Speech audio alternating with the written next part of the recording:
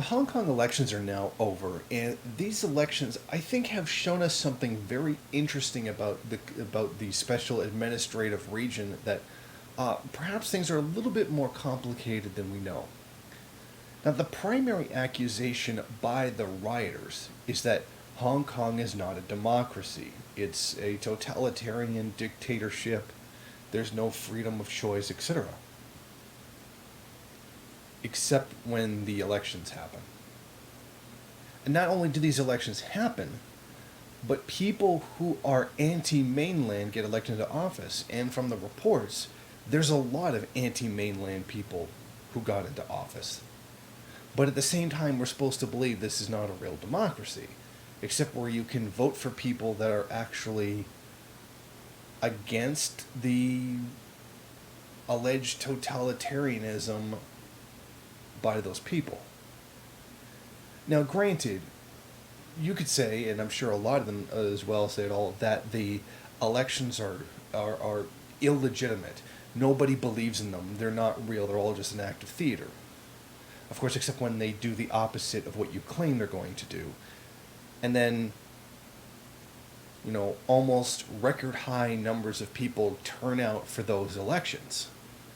It's interesting, because if it's like everybody knows that these elections aren't real, then why would they show up to vote in them? That doesn't make any sense.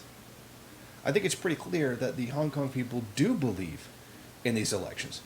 They can be divided on what side they want to vote for, etc. But the point is that with their, very, very high turnout, there clearly is a belief in them. They do believe that they accomplished something. Because if they didn't, then they wouldn't show up, because there'd be no point to it. And I think that's probably a very interesting thing.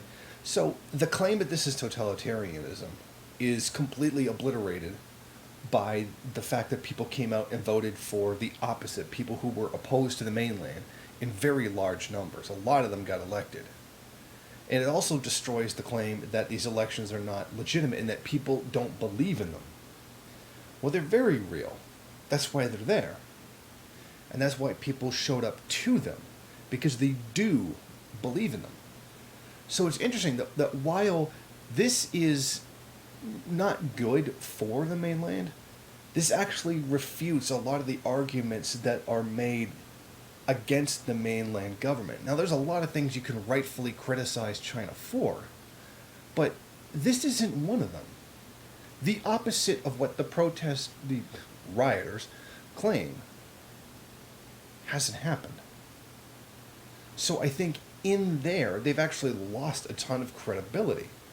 However, I don't think that's going to be the case. I think that they are going to see a rise in the amount of violence they carry out. They're going to be emboldened by this rather than discredited. They're going to see this as an excuse to go forward. They're going to see it as an excuse to build more bombs, throw acid in more people's faces for speaking the wrong language, etc. So while I think that there's going to be an increase of violence, I don't really know how much of an increase there's going to be, but I definitely believe there is going to be an increase. And the ironic part is that their justification for rioting has been discredited. Thank you for watching. If you like this program, then please head over to my Patreon page and set up a monthly donation. It's your donations that keep this program running.